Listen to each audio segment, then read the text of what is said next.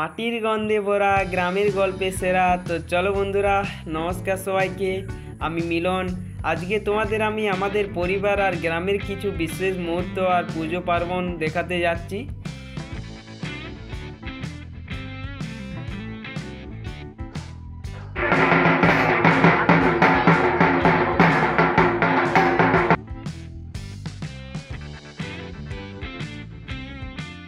চলো বন্ধুরা, আজকের ব্লগটা শুরু করি। তোমরা তো সবাই কম বেশি আমাকে তো চিনো। আমি চাষবাস করি, আমি রাখালির কাজ করি, বাড়ি টুকটাক কাজ করি, খেলাধুলো করি। আজকে আমি আমার নিজের পরিবারের কিছু মানুষদের সঙ্গে তোমাদের পরিচয় করিয়ে দেব।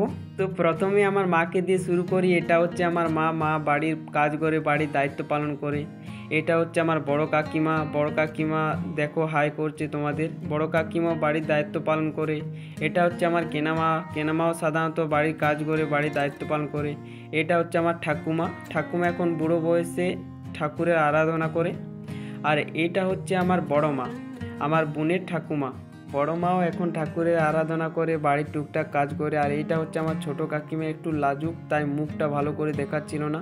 আর এইটা হচ্ছে আমার কেনা বোন কি বলছে দেখো। বোনি কিছু বলবি তুই?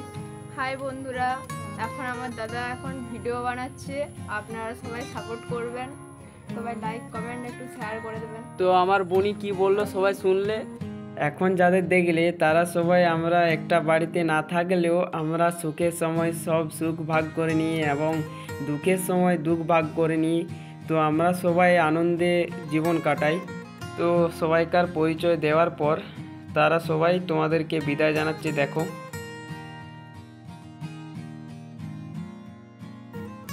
তোমরা তো আমার পরিবারের লোকেদের দেখলে কম বেশি এবার সবাইকে চিনতে পারবে। আমার মা ঠাকুমা এদের তো সবাইকে চিনতে পারবে। তো এবার কোথাও দেখতে পেলে আমাকে কমেন্ট করে কিন্তু জানাবে যে তোমার মাকে, ঠাকুমাকে বা বোনকে দেখলাম, এটা কিন্তু বলবে তোমরা। চলো এবার আমি তোমাদের আমার গ্রামের মনসা পুজোটা দেখাই।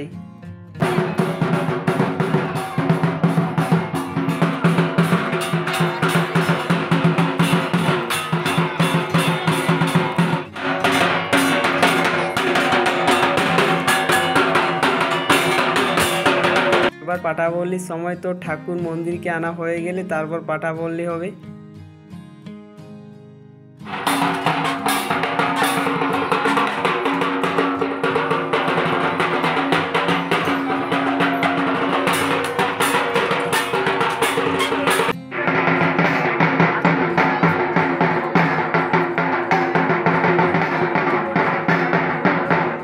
আমার ভাইয়ের তো ঢাক বাজা দেখলে সবাই।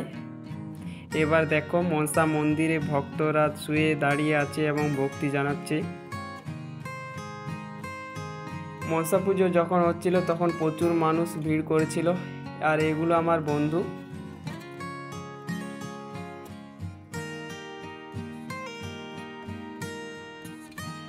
এবার মনসা পুজো শেষে প্রসাদ বিতরণ হচ্ছিল। তো প্রসাদ নিয়ে পর একটু বাড়ির দিকে রওনা দিলাম।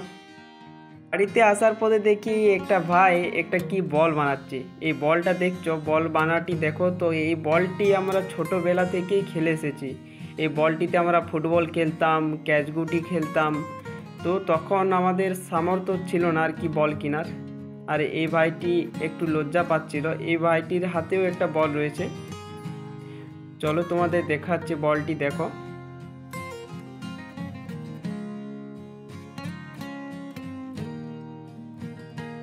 আর এই ঠাকুমাটি বলছিল আমার ফটোটিও দেখালাম। তারপর এবার আমার ভাইয়ের বল বানা হয়ে গেছে, তোমরা দেখো বল তৈরি। এবার ফুটবল খেলবে আমার ভাইয়েরা।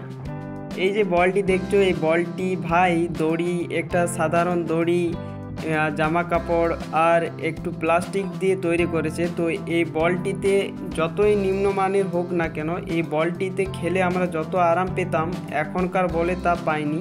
মনসা পুজো উপলক্ষে উনান জ্বালতে নেই বলে আগের দিনে খাবার খেতে হয়, সেগুলি দেখো।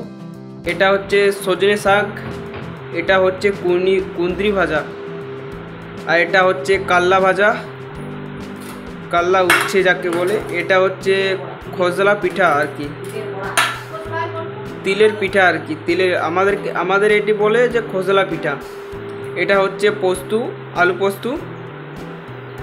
এটা হচ্ছে মুগ কলাইয়ের ডাল, আর এটা তো ভাত তোমরা দেখতেই পাচ্ছ সবাই। আর এটা হচ্ছে কিসের মাছ, এটা কি মাছ? এটা হচ্ছে দেশি মাছ, দেশি মাছের বাটনা করেছে আর কি। আর এটা হচ্ছে আমড়ার চাটনি। তো আজকের এই খাবারটি সব কালকে রান্না করা, তো আজকে সারাদিন এই সবের খাবার খেতে হবে, এটা আমাদের নিয়ম আর কি। তো চলো এবার খাওয়া শুরু করি।